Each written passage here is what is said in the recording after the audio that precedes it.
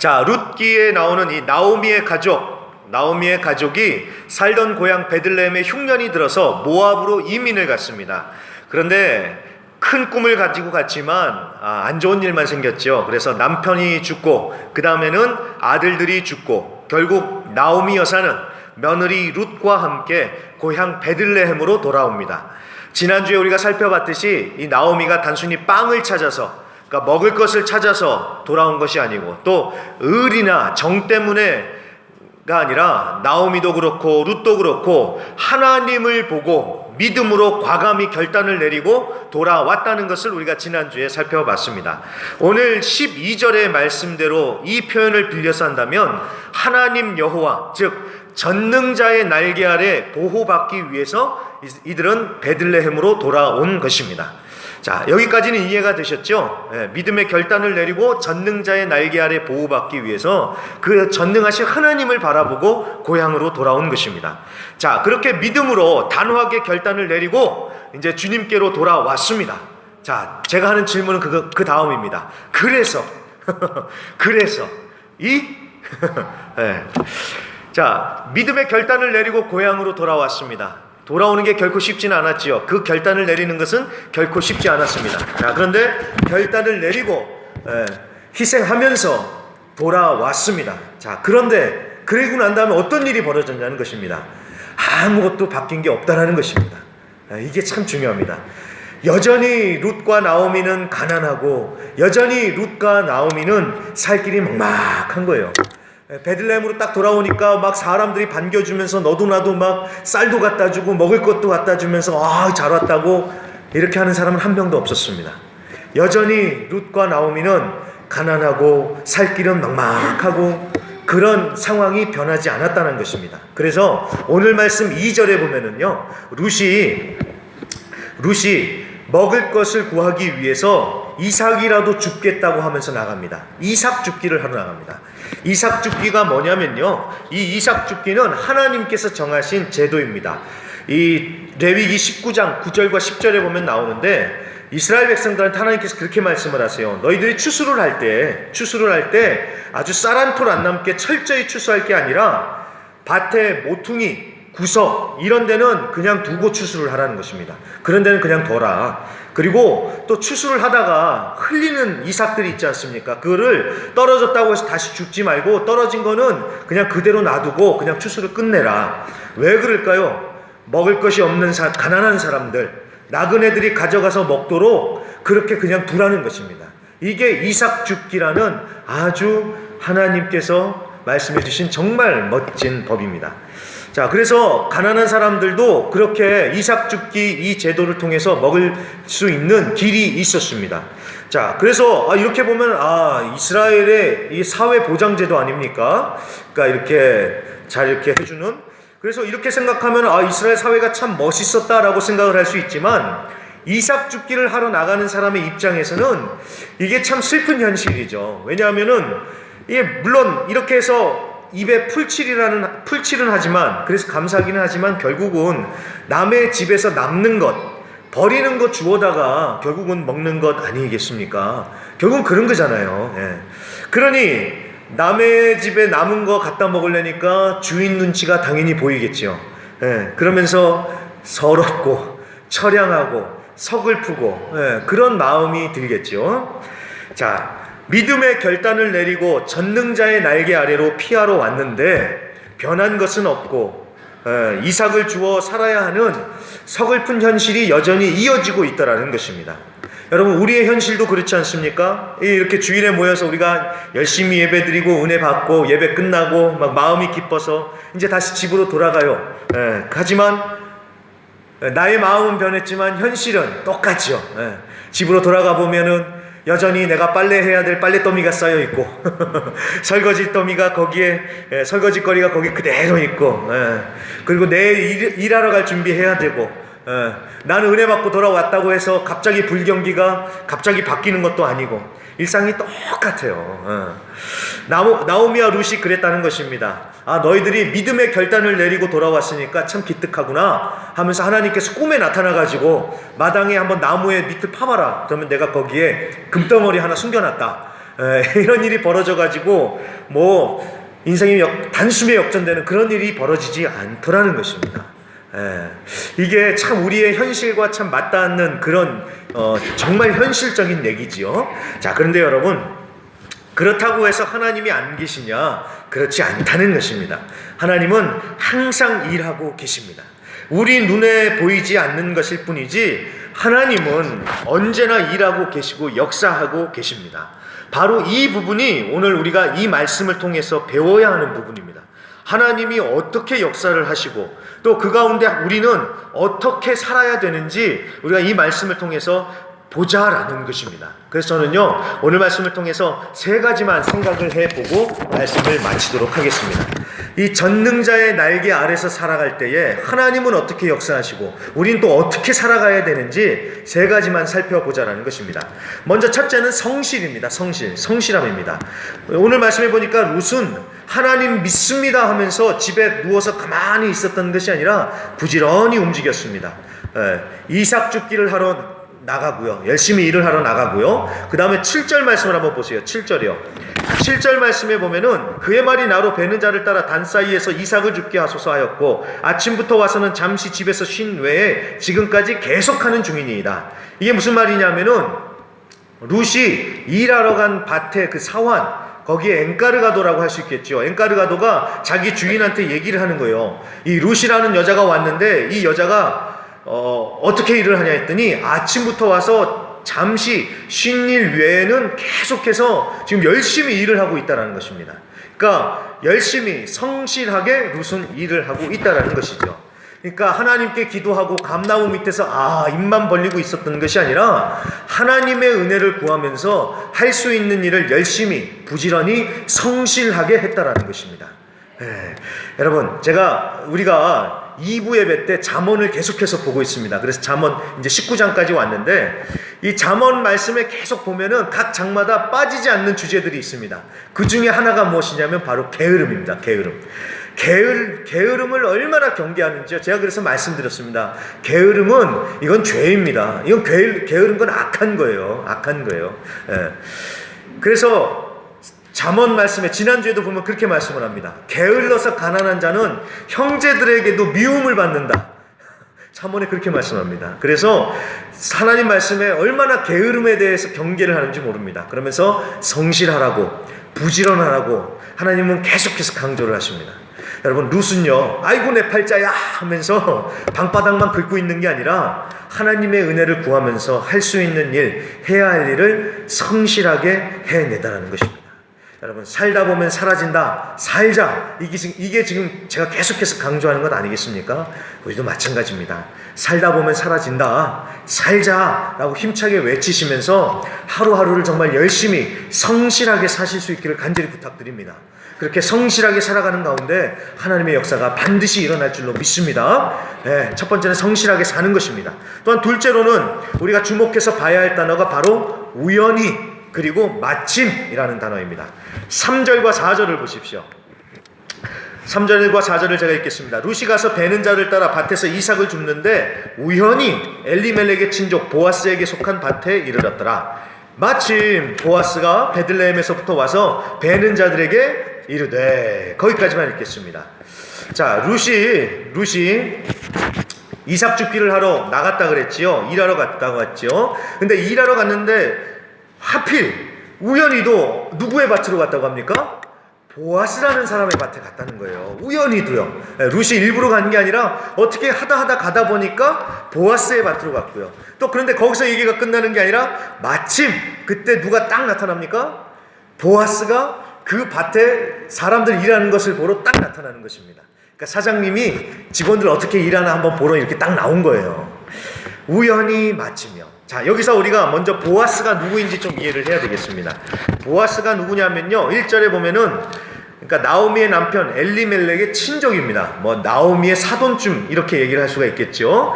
그러니까 친척이고요. 또한 유력한 자다라고 이렇게 성경은 말씀합니다. 이 유력하다는 말은, 유력한 자라는 말은 재산이 많다는 말이고요. 또 한편으로는 덕망이 있는 사람이라는 것입니다. 그래서 재산도 있었고 덕망도 있어서 지도자적인 인물이다라고 이렇게 보면 됩니다.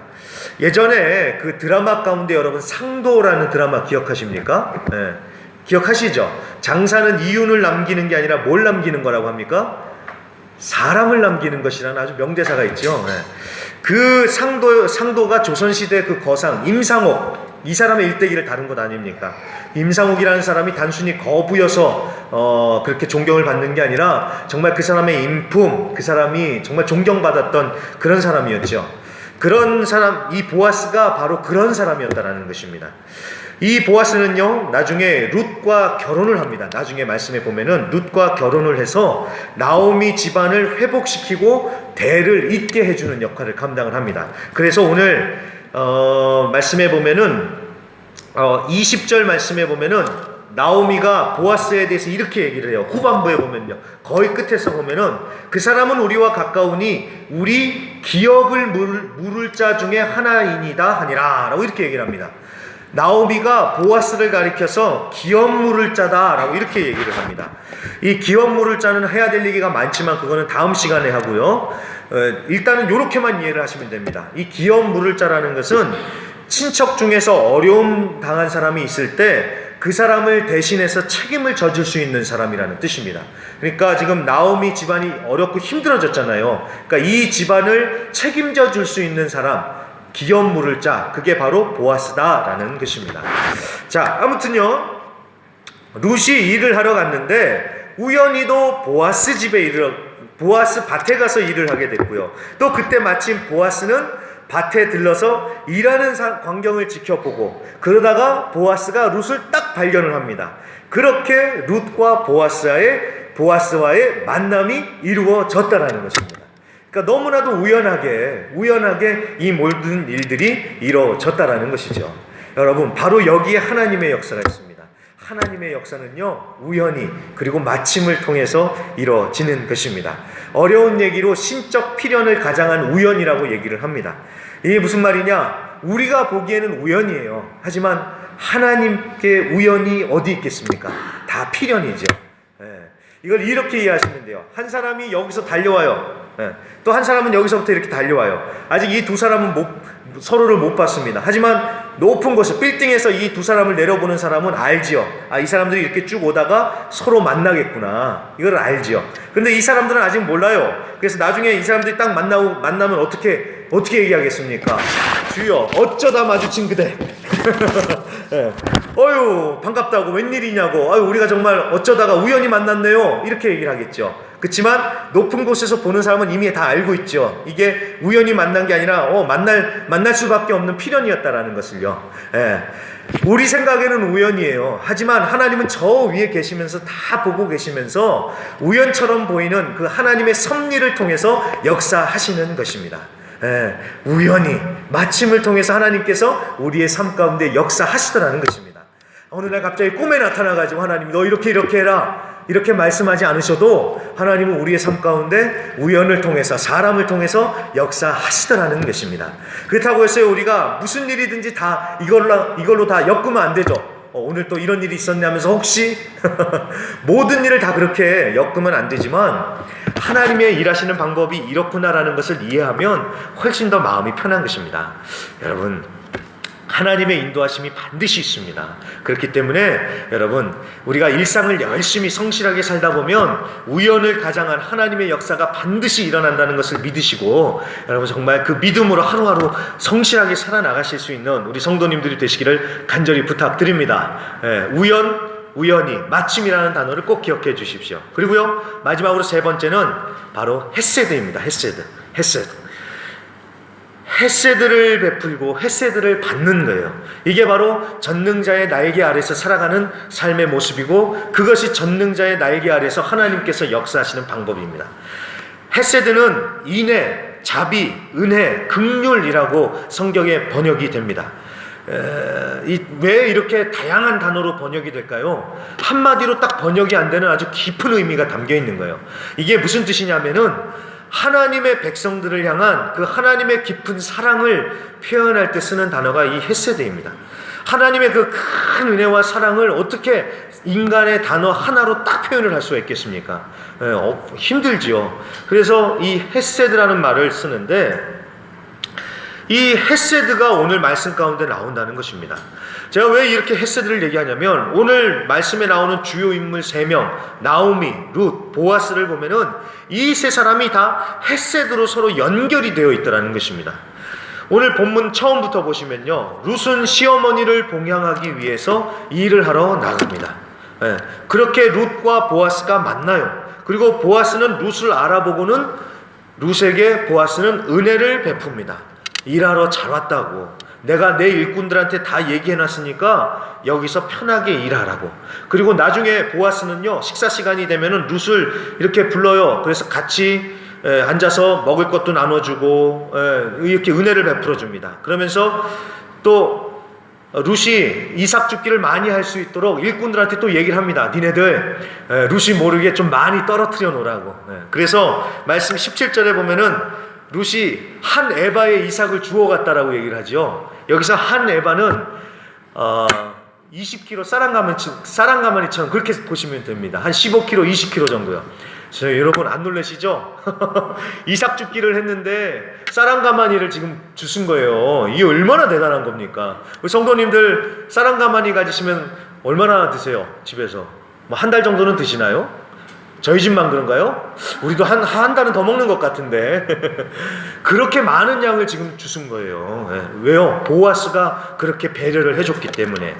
자, 이처럼 보아스는 룻에게 은혜를 베풀어 줍니다. 그런데 이 얘기가 다 끝나고 난 다음에, 이 얘기를 다 들은 다음에 밤에 나오미가 룻에게 뭐라고 하냐면요, 20절 말씀 잘 보세요. 1장 20절. 자, 나오미가 자기 며느리에게 이르되 그가 여호와로부터 복받기를 원하노라. 그가 살아있는 자와 죽은 자에게 은혜 베풀기를 그치지 아니하였도다. 아멘. 자, 은혜를 베풀었다는 거예요. 산 자나 죽은 자에게 은혜를 베풀었다. 자, 이 감이 좋으신 분들은 딱 캐치를 하셨을 거예요.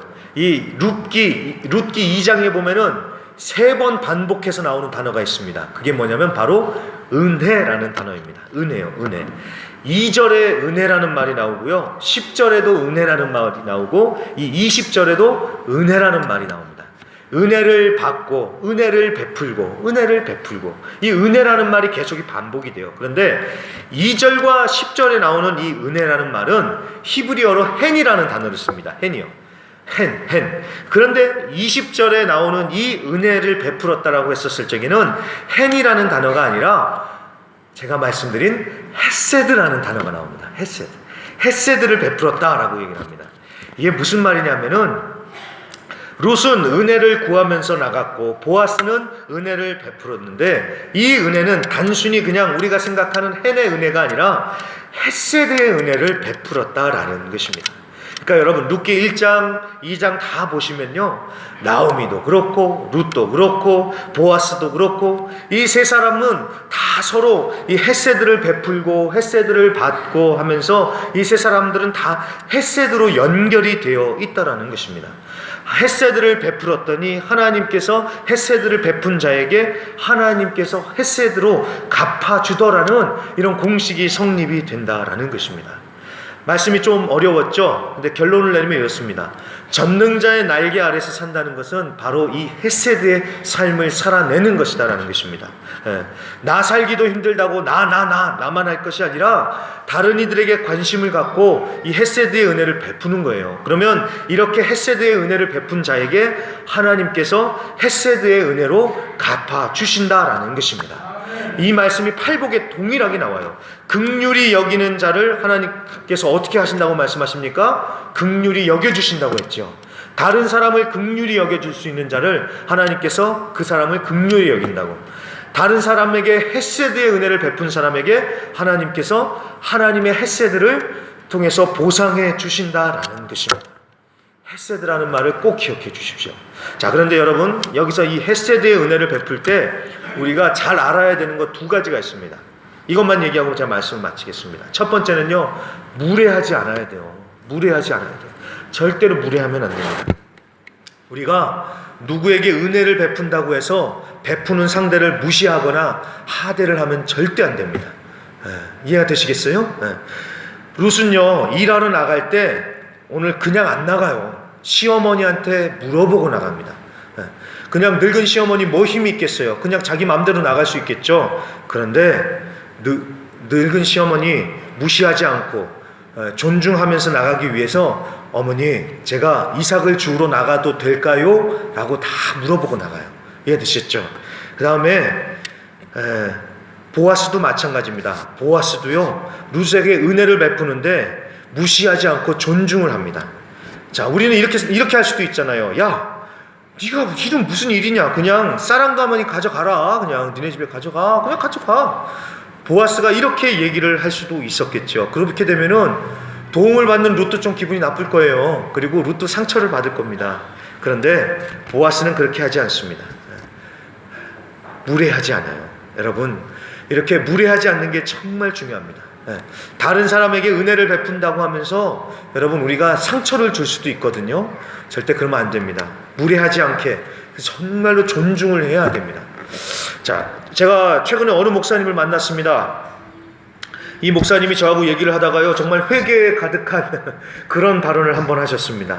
이게 뭐냐면, 무슨 말이냐 했더니, 당신이 선교사님들에게 너무 큰 잘못을 했다고 그렇게 말씀을 하세요. 그게 뭐냐 했더니요, 정말 매달 50불도 안 되는 선교비 선교사님들한테 지원한다고 하면서 선교사님들한테 드릴 때 가진 생생은 다 내고 그러면서 주보에는 이 선교사님 지원하고 이 선교사님 지원하고 이 선교사님 지원한다고 하면서 막 동네방네 광고하고 다니고 자랑질하고 다니고 자기가 그랬다는 거예요. 선교사님들 마음이 얼마나 아팠을까. 그게 최근에 깨달아지셨다고 그렇게 회개하는 얘기를 들었습니다. 정말 50불도 안 되는 돈을 선교사님들한테 드리면서 그것 가지고 생색냈다고 정말 가슴을 치면서 회개를 하시더라고요. 저도요, 그 얘기 듣고 정말 회개 많이 했습니다. 저희도 지교회 목회자들에게 한 달에 한 번씩 이렇게 지원금을 드리잖아요. 우리가 뭐 1000불, 10,000불씩 지원해 드리는 것도 아니고요. 정말 그거 얼마 되는 돈이겠어요, 그거. 그렇죠? 제가 그래서 우리 손 목사님하고 얘기를 하면서 제가 첫날부터 제가 결단한 게 있습니다. 절대로 갑질하지 않겠다고. 그거 주면서 상사가 부하한테 뭐 월급 봉투 주는 것처럼 절대 이렇게 안 하겠다고. 그래서요, 성도님들, 저는 분명히 말씀드립니다. 우리 지교회 목사님들한테 선교비 드릴 때요, 정말로 저는 두 손으로 드립니다. 두 손으로 파스토 하면서요, 정말로 두 손으로 드리면서 gracias, que Dios le bendiga 하면서 정말 존중하면서 드립니다. 절대로 이렇게 안 드려요, 직원처럼요. 도와주는 데 있어서도요, 무례하지 않아야 된다는 것입니다. 도와줬는데 그 사람이 수치감을 느끼고 마음에 상처가 되면 제대로 도운 게 아니죠. 어느 글에 보니까 신앙은 다른 사람을 어떻게 대하느냐에서 드러난다고 합니다. 주여 주여 하면서 성령 충만했는데 다른 사람을 대할 때 그냥 막 하대하고 무례하게 대하면 그 사람은 진짜 성령 충만한 사람이 아니겠지요. 우리가 헤세드의 은혜를 베풀어도요, 무례하지 않아야 합니다. 다른 사람에게 상처 주면 안 된다는 사실 여러분 꼭 기억해 주시길 부탁드립니다. 그리고 한 가지만 더요. 이 말로만 헤세드를 베푸는 게 아니라요, 실제로 베풀어야 돼요. 실제로요. 보아스는 오늘 룻의 딱한 심정을 듣고, 딱한 사정을 듣고, 아유 그렇구나, 기특하네, 기도할게 하고 여기서 끝나지가 않았습니다. 그렇지 않았죠. 실제적으로 이렇게 해주면서 자기가 도울 수 있는 부분을 도왔습니다. 룻도 마찬가지입니다. 어머니, 예수 잘 믿으시네요. 제가 예수님이 복 주시라고 어머니를 위해서 기도할게요. 어머니 짜오 하고 가지 않았습니다. 정말 헤세드를 실제로 실천을 했다라는 것입니다.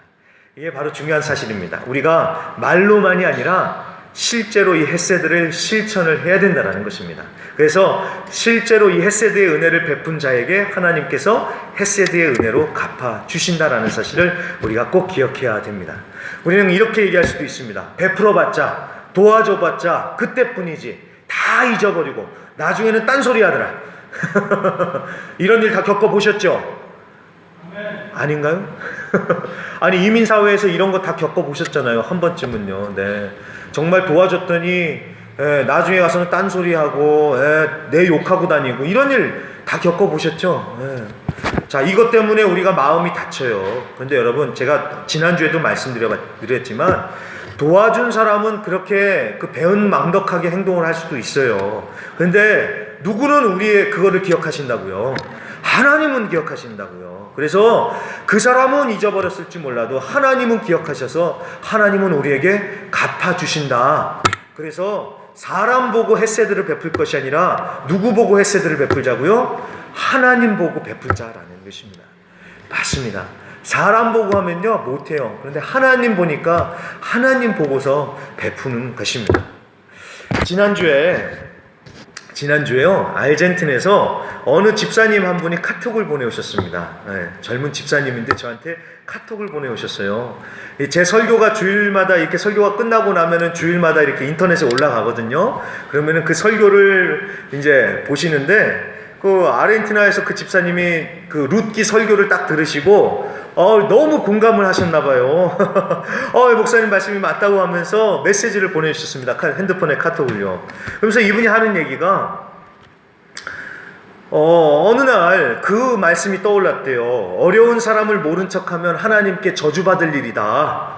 어려운 사람을 도와야 된다라고 이제 성경 말씀에 쓰여졌다는 것을 기억이 나가지고요. 이 말씀대로 한번 내가 살아보겠다라고 한번 결단을 했대요. 그래서 몇 개월 동안 정말 적은 금액이야. 정말 적은 금액. 근데 이제 본인이 할 수 있는 최고의 금액이겠죠. 근데 정말 적은 돈이요.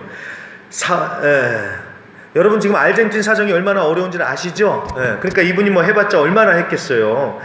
어려워요. 정말 어렵습니다. 그래도 할 수 있는 만큼, 본인이 할 수 있는 만큼 아주 적은 금액, 어디 가서 말하기도 부끄러울 정도로 정말 적은 액수를 이제 베푸는데 쓰기 시작을 했대요. 몇 달 전부터요. 그러면서 이분이 하는 얘기가 뭐냐? 목사님, 하나님은 성경 말씀대로 이루는 분이십니다. 저한테 그렇게 딱 얘기를 하는 거예요. 무슨 일이 벌어졌냐 했더니요, 그렇게 도와줬더니 자기 마음도 기쁘겠지요. 근데 거기서만 끝나는 것이 아니라 가게 매출이 작년보다 훨씬 더 좋아졌대요. 할렐루야죠. 그러면서요, 거기서 끝나는 게 아닙니다. 한 가지 더 덧붙여요. 목사님, 그러면서 제가 올해 빚도 갚아 나가고 있습니다. 그렇게 얘기를 하는 것입니다. 할렐루야 아닙니까 이거요, 여러분? 그러면서 이분이요 하시는 얘기가, 목사님, 제가 증인이에요 하면서 이런 변화를 제가 지금 경험하고 있으니까 목사님께 제가 이렇게 자신 있게 말할 수 있습니다. 목사님, 그 말 사실입니다. 하나님의 말씀은 사실입니다. 라고 저한테 이렇게 카톡을 보내오셨습니다. 여러분, 제가 없는 말 지어서 하는 건 아니에요. 성경 말씀에 나와 있으니까 이렇게 말씀드릴 수 있는 것입니다. 헤세드를 베푸는 자에게 하나님께서 헤세드로 반드시 갚아 주십니다. 꼭 기억하셔서 헤세드의 삶을 살아가실 수 있는 우리 성도님들이 되시기를 부탁드립니다. 그래서 말씀의 결론을 맺습니다. 전능자의 날개 아래서 살아간다는 것은 이런 것입니다. 당장에 바뀌는 것은 없어도 하나님은 계속해서 일하고 계십니다. 그렇기 때문에 하나님을 믿고 하루하루를 성실하게 살다 보면은 우연처럼 보이는 하나님의 역사가 반드시 일어난다는 것입니다. 그리고 상황이 아무리 어렵다고 해서 우리가 각박하게 살 것이 아니라 내가 할 수 있는 헤세드를 다른 이들에게 베풀면 하나님께서 하나님의 헤세드의 은혜로 우리의 삶 가운데 보상해 주시고 우리에게 베풀어 주신다라는 사실을 여러분 꼭 기억하시면서 다른 이들을 돌보시고 관심을 가져주시고 헤세드의 은혜를 베푸실 수 있는 우리 성도님들이 되시기를 주의 이름으로 간절히 부탁드립니다. 아멘.